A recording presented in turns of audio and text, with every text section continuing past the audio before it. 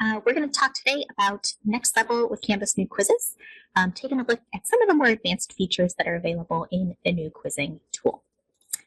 In case you don't know me, my name is Katie Scapin. I am an instructional technologist and your Canvas service manager at Case Western Reserve, which means I am in charge of everything Canvas here at the institution. We're going to go ahead and get started with some demos and some slides. The slides themselves have a bunch of good resources available in them, and I am going to provide a link to the resources for you. So feel free to access this presentation, take a look at the links, all sorts of good stuff in there. We are going to go ahead and skip the Zoom expectations because there's no one here to talk to. And then we'll go ahead and cover the learning objectives for this session. So our main goal today is to take a look at three things. We're going to look at accessibility in new quizzes. We're going to look at grading and analytics and kind of the results of new quizzes. And then we're also going to take a look at item banks. So let's start with accessibility. How do we make our quizzes accessible? This includes not only our written questions and our answers and the actual content of the quiz, but also how do we accommodate students who have accessibility needs? So the first thing that we can do when we are building our quiz ourselves is to avoid using the new hotspot and customization questions. The hotspot question and the customization questions just natively fundamentally have issues for users who might use screen readers. So if they're navigating through Canvas using a keyboard or with a screen reader, they're automatically going to get the answer to these questions. Instructure says that they're working on a solution for this, but until that is available, for now, avoid using these question types. There is the accessibility checker in Canvas. Very good tool that's available in new quizzes and also many other places within the system. We'll take a look at that in a little bit and how you can utilize that to ensure that your questions are meeting accessibility standards. Going along with that is going to be alternative text for our images. So not just images, but that also includes any mathematical images like graphs, charts that you might have, as well as LaTeX. So if you have actual formula typed into your quizzes, you need to provide alternative text for those things. And then also we have new criteria for accommodation requests in Canvas. Really nice in new quizzes is going to be the functionality that allows you to copy accommodations between quizzes. So you set it up once and it applies to all quizzes in the course. Saves you the hassle of having to remember to do that every single time. Of course, you can go ahead and provide individual accommodations as needed per quiz, but just having the option to do that for all quizzes helps us. So let's go ahead and actually jump into new quizzes and take a look at the accessibility tools. So I have a course here. This is just my demonstration course. I have a classic quiz that I have converted into a new quiz, and we're going to take a look at that converted quiz. So I'm going to go ahead and build this quiz, and that will open up, excuse me, sorry about that. That will open up our quiz builder, and that is obviously where we're going to go to manage all of our quiz settings and questions. The first thing I want to point out is the accessibility checker. So that is available in multiple places in Canvas, including new quizzes. So here we have a text box where I can go ahead and, type in my instructions, whatever it might be. I have some lovely colorful text here, which looks really fun, but there are some accessibility issues with that. So the accessibility checker is this little guy down here. Looks like a person in a circle. And I see that I have 3. That is indicating that I have 3 accessibility issues with this content. So the first thing it's telling me is that this orange color is not contrasted enough. It needs to be a little darker, perhaps. We can go ahead and make it darker.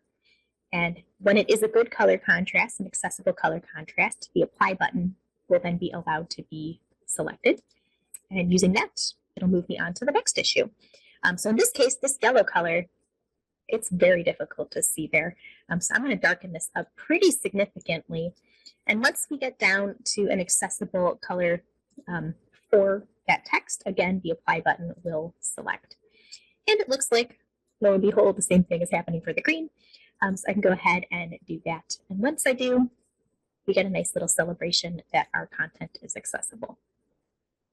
That also works, by the way, for images. So if you have images in your quiz, that will also show up there.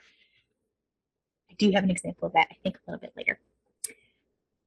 Okay, so the other thing I wanted to talk about would be the moderation of students with accommodations. So how do we set that up? That's going to be on the moderate page of your quiz, and that's going to list us out every student that we have in the course, and that will allow us to adjust the settings for that student. So I actually have some accommodations already set up here. Abigail Portfolium has an accommodation of 1.5 times for all quizzes in the course. And Ally Remediator actually has, well, I could grant them another attempt if I wanted to. We'll talk about that too.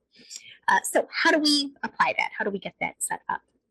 We simply select the pencil icon here, and that will go ahead and allow us to grant an additional attempt or adjust times. Now you'll see here there's this little link that says per course level settings, and you can click on that to get to where you set that fundamentally for all quizzes in the course. It's not super apparent, but you can also get to that information by clicking on the user name itself. So if I click on Abigail's name, here we see that for each quiz in the course, and it does say all course assessments, they will get a multiplier of 1.5.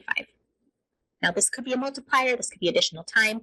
You can even take off the time limit if you want to do that, but that is available for us here. So you can go in and in Abigail's case, she has that 1.5 time. Maybe I decide she needs 1.75 time. I can adjust that. And then for students who have already taken an exam or perhaps ran into a technical issue, might need an adjustment just for this single quiz, you can use the pencil icon to grant them another attempt or give them some additional time. You know, maybe they said, this was really hard for me, I just need an additional 10 minutes.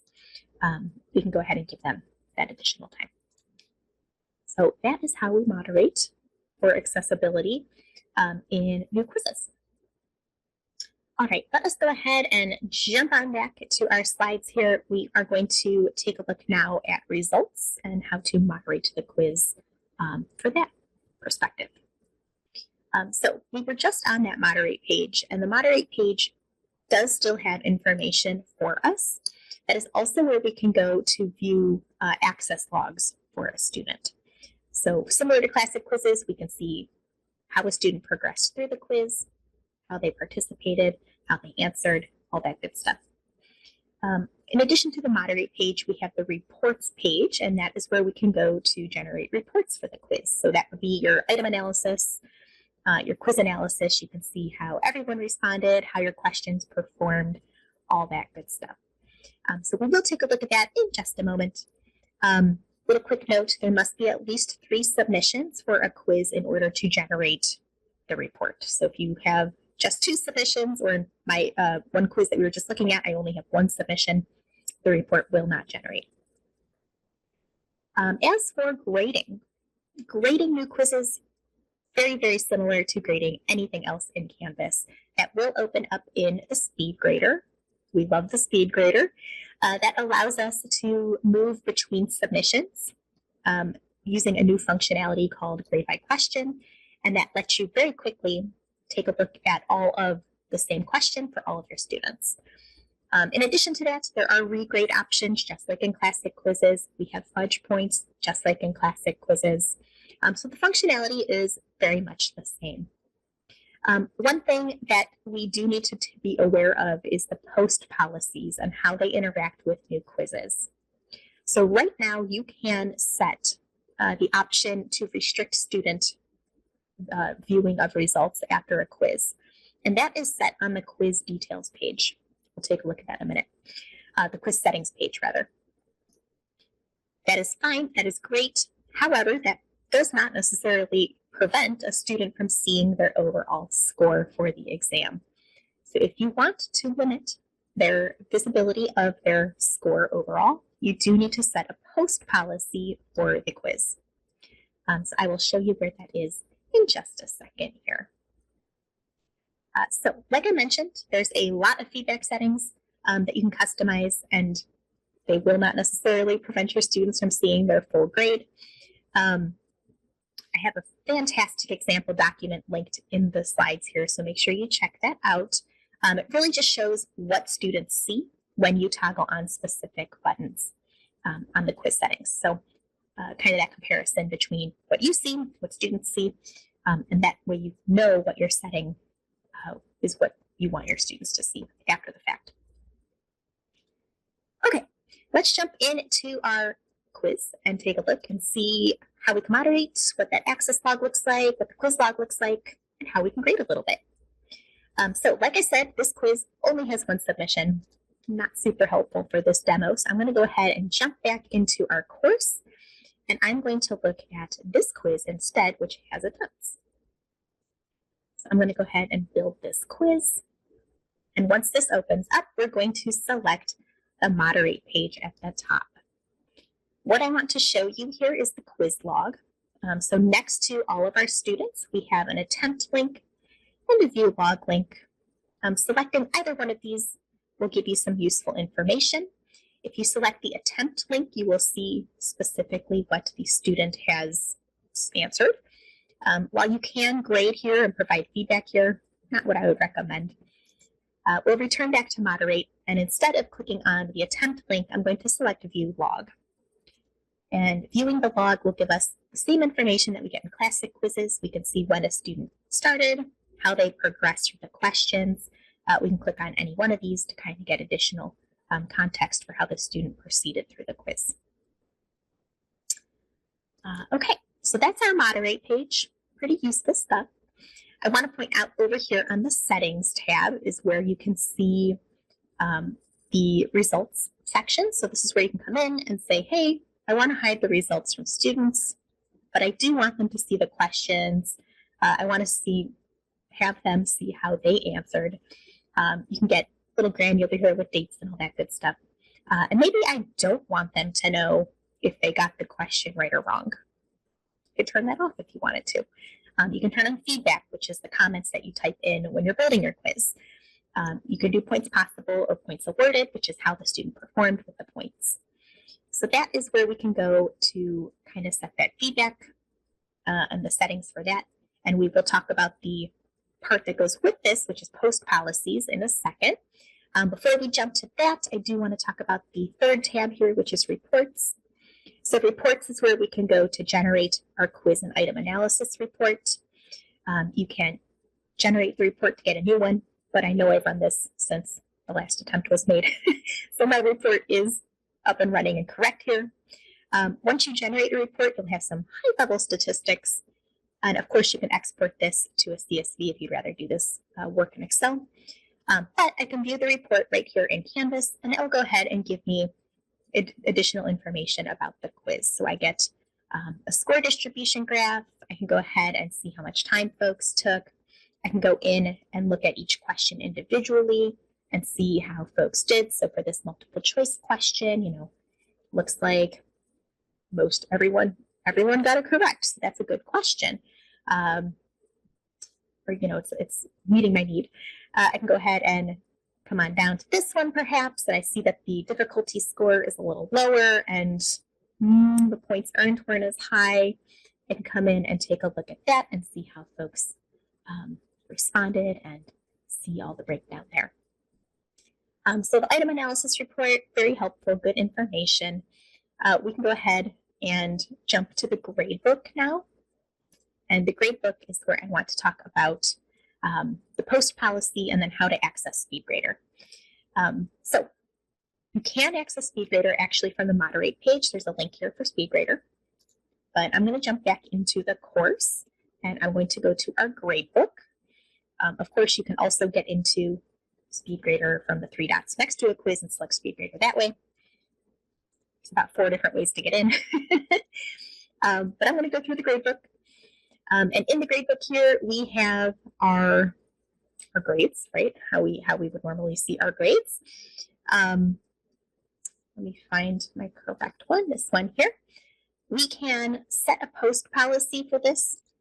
So again, the post policy will prohibit students from seeing their overall quiz attempt, their overall score, whether or not they see how they answered, whether things were correct, any feedback is controlled in the quiz itself. So if we want to hide the overall score from students, we can do that by setting a grade posting policy. The default is automatic, but I can set it to manual, which would require me to come in and post this once we're ready for students to have access. I can save it.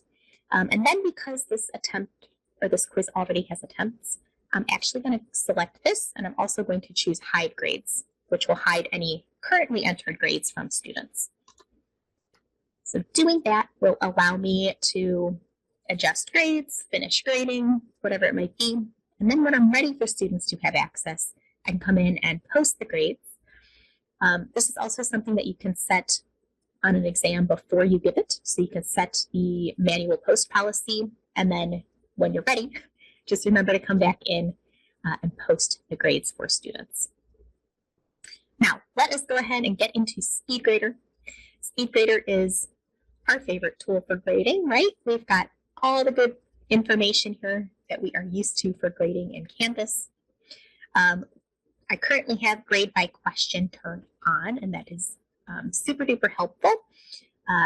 Along the side here, we have our question selector, so I can actually come in and take a look at the question. So perhaps I want to grade question 9. That is our essay question. Hold on a minute, that's not the essay question. 11, sorry. 11 is our essay question. So I'll jump down here to 11. I can go ahead and provide a score for someone. Did they get it correct or incorrect? I can go ahead and provide a point value. I can provide feedback specific to this question. Like always, I have the full feedback over on the side here. It really just depends on what we want to do. Now, to get that grade by question function turned on, that is in the settings at the top here. We select options, and then we click grade by question. I didn't expect that to refresh my gradebook, but that is okay. We can go ahead and move on down to our question again. Doing that gives us this option here for next student. So instead of coming up here and clicking this, it's jumping us straight down to that same question. I can provide my grade, I can click next student. It's jumping us straight down to that same question. I can provide my grade, I can click next student. So it's very easy to come in here and just start banging out grades. At the bottom of the quiz submission is going to be our fudge points. That is where you can adjust the score manually if you want to give some bonus points or whatever it might be. Really just depends on your grading preferences in your course. All right, let us go ahead and jump back into our presentation here. We have a couple more things with item banks to talk about and what that means. So we do have 2 ways currently to migrate question banks, which is the old kind of structure from classic quizzes, into item banks, which is the new structure for classic or for new quizzes. Right now, they are both a little finicky. In 2 weeks, in January 18th, that's 1 week, just kidding. Very soon, there is going to be new functionality to migrate question banks to item banks. So that will be a native feature very shortly here in Canvas, and we won't have to worry about these kind of workarounds. But I do want to mention that there are 2 options available to get those files moved or questions moved over. And I have information about how to do that on this slide. I'm not going to go into details for this because it's a little technical, but if you are interested, please let us know by emailing canvashelp@case.edu. Building an item bank, very easy to do.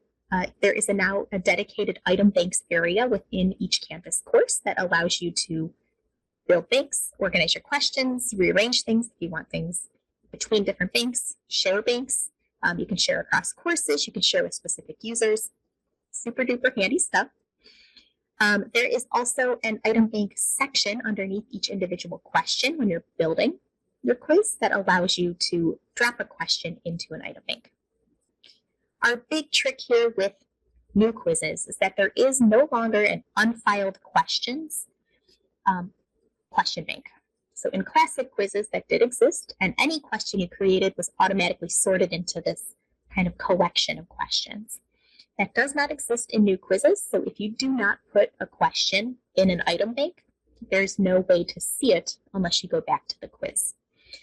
So we recommend when utilizing item banks and you're building your quiz, either build the questions straight in the item bank and then pull them into the quiz, or as you're building in the quiz itself, make sure you're adding each question to the appropriate item bank. And we'll take a look at that in just a sec. So some tips for item banks. We recommend only, if this is possible, putting in a complete question into the item bank. So don't put drafts in. Typos happen, but if you can avoid making typos, that's always good. Reason being is that you will get a copy of the question, which is not the end of the world, but just keeps things simpler that way. Because it kind of puts it in a read-only mode.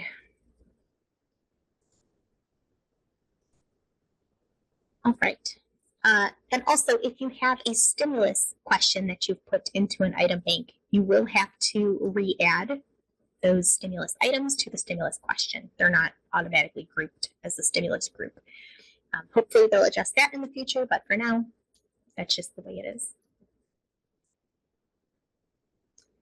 All right, and then we also have tags, which can be useful for filtering and organizing your questions, specifically if you have like outcomes or things like that. It's a good way to organize your stuff. And then we can talk about using an item bank question. It's very easy. There is a dedicated button at the top of the quiz for it. You click the button, you select your questions, you put them in. You can randomize questions for this, so that's very similar to a question group in classic quizzes, where you could kind of take a selection of 10 questions, mix them up, give each student 3 out of the 10. You can do that with item banks. So let's go ahead and jump on into item banks, take a look at that. We do have plenty of item banks to look for here. So I'm going to go ahead and select item banks from the course menu, which again is where we can kind of build and manage and organize our item banks.